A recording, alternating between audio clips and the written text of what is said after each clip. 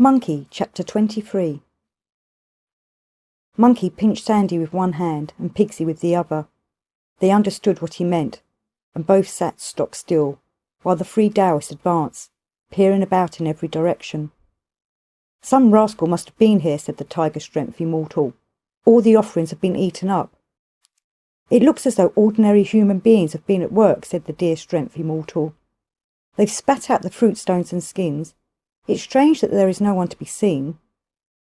"It's my idea," said the Ram Strength Immortal, "that the three Blessed Ones have been so deeply moved by our prayers and recitations that they have vouchsafed to come down and accept our offerings. They may easily be hovering about somewhere on their cranes, and it would be a good plan to take advantage of their presence. I suggest that we should beg for some holy water and a little elixir. We should get a lot of credit at court if we could use them to the king's advantage."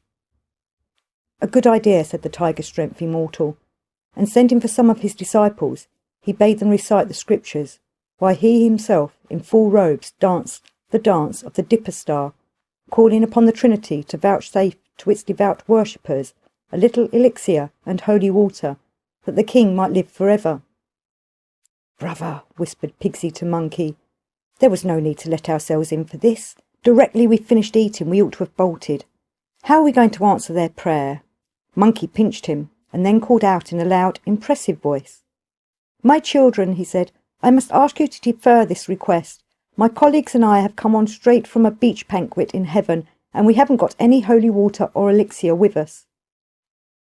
Hearing the deity condescend to address them, the Taoists trembled with religious awe. "Father," they said, "you surely realise that for us this is too good an opportunity to be lost. Do not, we beseech you, go back to heaven without leaving us some sort of magical receipt." Sandy pinched Monkey. "Brother," he whispered, "they are praying again. We're not going to get out of this so easily." "Nonsense," whispered Monkey. "All we've got to do is to answer their prayers and give them something." "That would be easier if we had anything to give," whispered Pigsy. "Watch me," whispered Monkey, "and you'll see that you are just as capable of satisfying them as I am." "Little ones," he said, addressing the Taoists, "I am naturally not keen on letting my congregation die out, or I'll see if we can manage to let you have a little holy water to promote your activity." "We implore you to do so," they said, prostrating themselves. "All our days shall be devoted to the propagation of the way and its power, to the service of our king, and the credit of the secret school." "Very well then," said Monkey, "but we shall each need something to put it into." The Tiger Strength Immortal bustled off and soon reappeared, carrying, single-handed, an enormous earthenware jar. The Deer Strength Immortal bought a garden vase and put it on the altar. The Ram Strength Immortal took the flowers out of a flower pot and put it between the other two. "Now go outside the building, close the shutters and stay there," said Monkey, "for no one is permitted to witness our holy mysteries." When all was ready, Monkey got up, lifted his tiger skin and pissed into the flower pot. "Brother," said Pigsy, highly delighted, "we've had some rare games together since I joined you, but this beats all." And that fool Pigsy, lifting his dress, let fall such a cascade as would have made the Lu Falang Falls seem a mere trickle. Left with the big jug, Sandy could do no more than half fill it. Then they adjusted their clothes and sat down decorously as before. "Little ones," Monkey called out, "you can come and fetch your holy water." The Taoists returned, full of gratitude and awe. "Bring a cup," said the Tiger Strength Immortal to one of his disciples. "I should like to taste it." The moment he tasted the contents of the cup, the Immortal's lip curled wryly. "Does it taste good?" asked the Deer Strength Immortal. "It's rather too full-flavoured for my liking," said the Tiger Strength Immortal. "Let me taste it," said the Ram Strength Immortal. "It smells rather like pig's urine," he said doubtfully when the cup touched his lips. Monkey saw that the game was up. "We've played our trick," he said to the others, "and now we'd better take the credit for it." "How could you be such fools," he called out to the Taoists, "as to believe that the deities had come down to earth? We're no blessed Trinity, but priests from China, and what you have been drinking is not the water of life, but just our piss." No sooner did the Taoists hear these words than they rushed out, seized pitchforks, brooms, tiles, stones, and whatever else they could lay hands on, and with one accord rushed at the impostors. In the nick of time, Monkey grabbed Sandy with one hand and Pigsy with the other and rushed them to the door. Riding with him on his shining cloud, they were soon back at the temple where Tripitaka was lodged. Here they slipped back into bed, taking care not to wake the master. "Now, we are all going to court to get our passports put in order," Tripitaka announced when he woke. The king of the country, on hearing that 3 Buddhist pilgrims sought admittance to the palace, was in a tearing rage. "If they must needs court death," he said, "why should they do it here of all places? And what were the police doing, I should like to know? They ought never to have been let through." At this, the minister stepped forward. "The country of Tayang," he said, "is 10,000 leagues away, and the road is as good as impassable. If they do indeed come from there, they must be possessed of some mysterious power. I am in favour of verifying the papers and letting them proceed. It would be wiser not to get on bad terms with them." The king agreed and ordered the passports to be sent in. When he had examined them, he told a eunuch to show the Buddhists in, and coming down from his dragon throne, went out to meet them, having ordered attendants to put ready 3 embroidered cushions. Turning his head as he went in, Tripitaka saw 3 Taoist dignitaries strutting along, accompanied by a touzle-headed acolyte. The whole court at the sight of them waited with bowed back and eyes upon the ground, while the immortals strode up to the dais without so much as a nod to the king of the land. "To what am I indebted for the favour of this visit?" the king said humbly. "An incident has occurred which we feel bound to report," they said. "From what country do these 4 priests come?" "From China," said the king. "They are on their way to India to fetch scriptures and have come to present their passports." The Taoists clapped their hands and laughed aloud. "Well, of all the odd places for them to have escaped to," they exclaimed. "I don't follow you," said the king. "They have just arrived with their passports, and as they are only passing through this kingdom, and it would be unwise to pick a quarrel with China, it seems best to check their papers and let them go. I hope they have not shown disrespect to my reverend preceptors." "Disrespect!" cried the Taoists. "Yesterday they killed 2 of our disciples, released 500 priests who were working for us, and smashed up our carts. Then at night they slipped into our temple, threw down the 3 holy images, and ate all the offerings. We naturally imagined that the deities had descended from heaven and deigned to accept the offerings. We thought it a good opportunity to ask for a little holy water for your Majesty's use. The rogues then tried to trick us by giving us their urine. We were not taken in, and were just going to lay hands on them when they made off. And here they are. Narrow is the way of the evildoer." The king flew into a great rage, and was for executing the 4 of them on the spot, but Monkey cried out in a loud voice, "Let your Majesty stay the thunderbolts of his wrath, and hear what we priests have to say." "Do you dare claim," said the king, "that the heads of religion have misinformed me?" "What proof can they bring," said Monkey, "that it was we who killed the 2 Taoists? And even if we were identified, you would have the right to seize 2 of us and to forfeit their lives. The others you would have to send on their way. As for breaking carts, that is not a crime deserving of the death penalty, and if it could be brought home to us, it would be enough for one of us to be brought to justice. As for the defilement of your temple, the charge is clearly a plant." "In what sense a plant?" asked the king. "We are newcomers here," said Monkey. "How could we have found our way to the temple in the dark? And if we defiled it, why were we not arrested on the spot instead of being suddenly accused here? You must be aware that cases of mistaken identity occur everywhere and every day. How do you know that we are the true culprits? I submit that your Majesty should make proper investigations."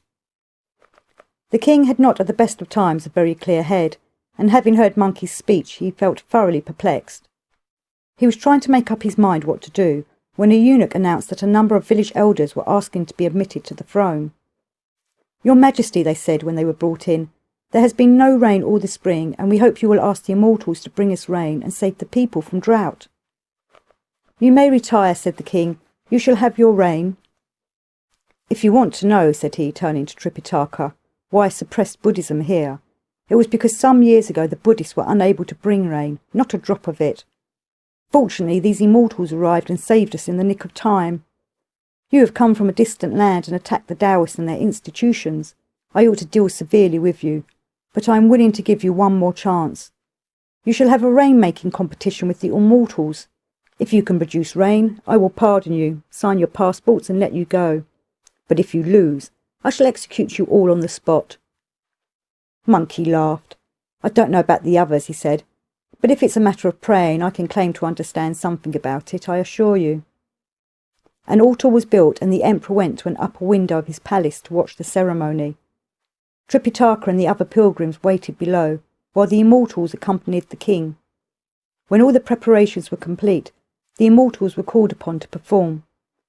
The dear strength immortal left the king's side and came downstairs. "Where are you off to?" said Monkey. "I'm going to the altar to pray for rain," said he. "That's not very good manners, is it?" said Monkey. "Strangers first is the rule. But the dragon does not deign to crush the earthworm. You shall have first turn, but you must make your announcement." "What announcement?" the immortal asked. "You must say exactly what you are going to bring about," said Monkey. "Otherwise who's to know whether you have been successful?" "It's really surprising how sensibly that little priest talks," said the king. "He'll have more surprises before he's finished with Monkey," Sunday whispered. "I see no need for a statement," said the immortal. "The king knows what I'm going to do." "That's not the point," said Monkey. "We must each have our programme, otherwise there'll be a mix-up." "Very well then," said the immortal. "I shall fix my eyes on this magic table and give a cry. At the first cry wind will come. At the second cry clouds will rise. At the third cry thunder will sound, and at the fourth rain will begin.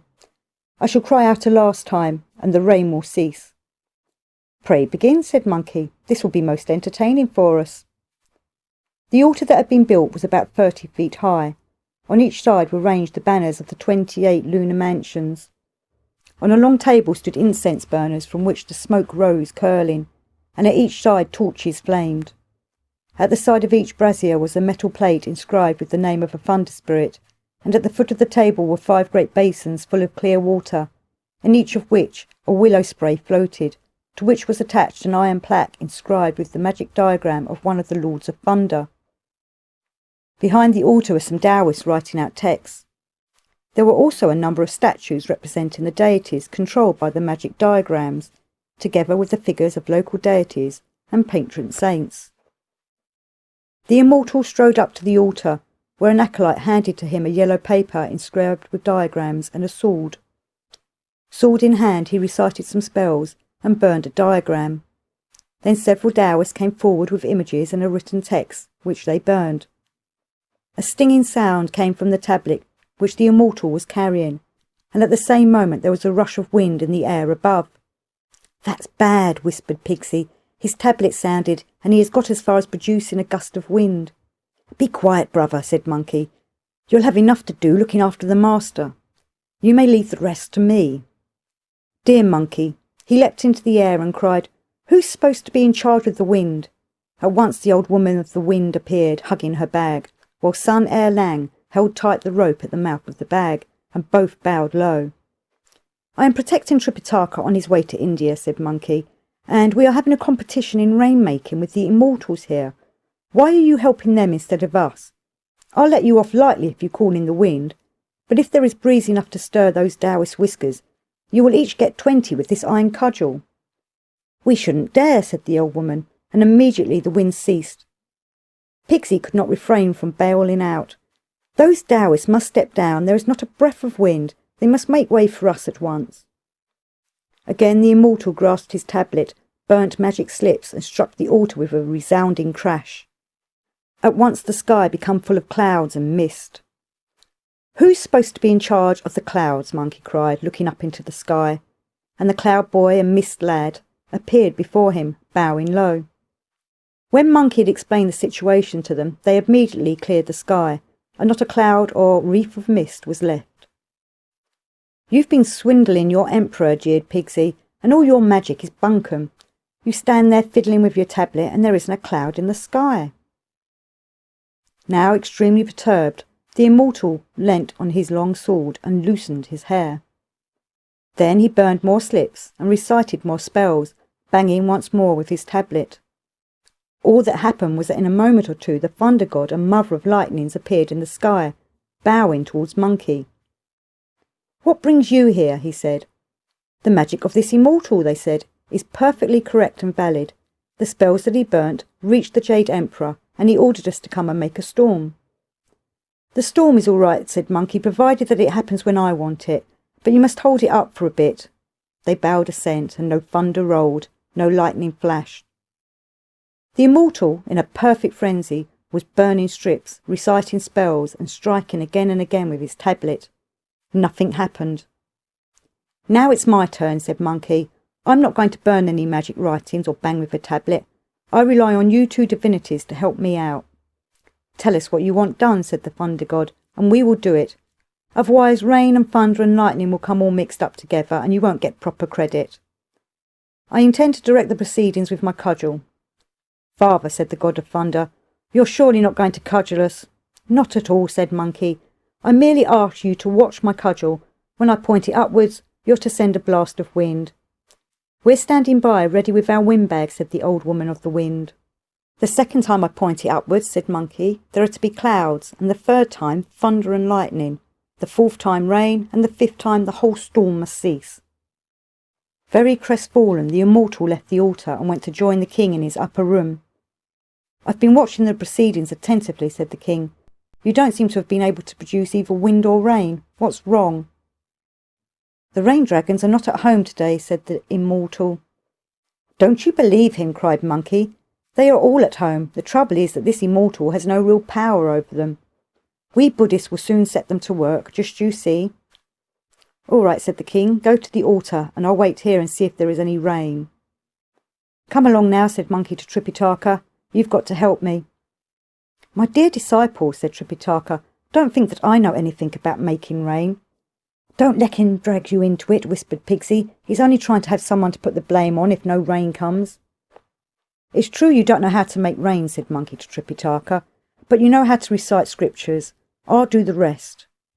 Tripitaka went up to the altar, sat down, and composing his mind, began silently to recite the Heart Sutra. Suddenly an official rushed up and said, "Where is your tablet? Why aren't you burning magic strips?" "We do our work quietly," said Monkey, "without all that needless fuss." When Tripitaka had finished reciting, Monkey took out his cudgel and, expanding it, pointed towards the sky. The old woman of the wind at once brought out her bag.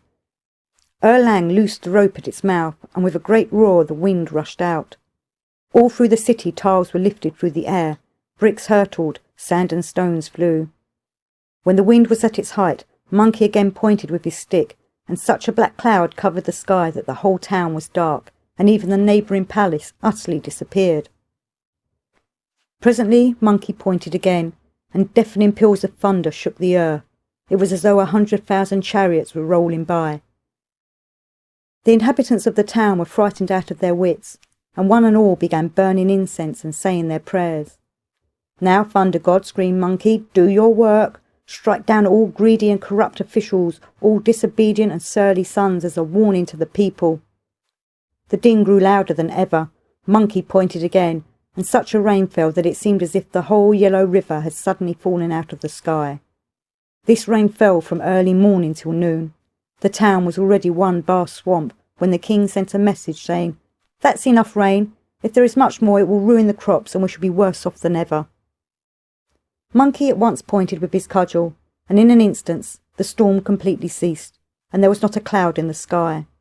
The king was delighted, and his officers cried out in admiration, "Wonderful priests! It is true indeed that there is always a stronger than the strongest. In the past we have seen our immortals bring rain successfully, but even they could not stop the rain all in a moment. It always went on drizzling for the rest of the day. Whereas when these priests signalled for the rain to stop, not a drop more rain fell, and the whole sky cleared immediately." The king announced that he would return to the palace and deal with the passports at once. "Pardon me, your majesty," said the dear strength immortal. "It was I, not the Buddhists, who produced this rain." "You said just now," protested the king, "that the dragons were not at home, and that this made it impossible to get rain. But directly the Buddhists set to work, in their quiet way, rain fell. I do not see how you can claim any credit." "There was evidently some little difficulty about getting into touch with the executive officers in charge of wind, cloud, thunder and rain," said the immortal. "The dragons would not in any case dare to neglect our instructions. By the time the Buddhists had approached the altar, contact had been made and our orders were being carried out." The king felt thoroughly confused and was still turning over this claim in his mind when Monkey came forward and cried, "Your Majesty, this was after all a trifling and commonplace performance, and it is not worthwhile disputing who should get the credit for it. The 4 dragon kings who came at our bidding are, however, still waiting, invisible, not far off in the sky. If these immortals can induce them to show themselves, I will admit that they should be given the credit." "I've been king for 23 years, said the king, "but no one has ever been able to show me a dragon, and I hardly know what one looks like. I am prepared to reward anyone who can do this, and I shall certainly punish anyone who claims to be able to do so, and fouls." The Daoish knew quite well that such a thing was beyond their powers. All the same, they called, but no dragon dared answer the summons, and what with Monkey standing there. Now it was Monkey's turn. "Dragon O Quan," he called, "are you there? Let's have a look at you and your brothers." The 4 dragons at once appeared, surging through the clouds towards the summit of the Hall of Golden Bells. The king immediately began to burn incense, and his ministers all knelt down in adoration on the steps of the throne. "I feel ashamed of having troubled these honoured forms to appear," said the king. "By all means tell them that I would not dream of detaining them further. I will shortly find an opportunity of repaying them by offerings." "Spirits," cried Monkey, "you can now retire. The king will repay you with offerings at the earliest opportunity." The dragons at once retired to their respective oceans, and the various other spirits went back to the sky.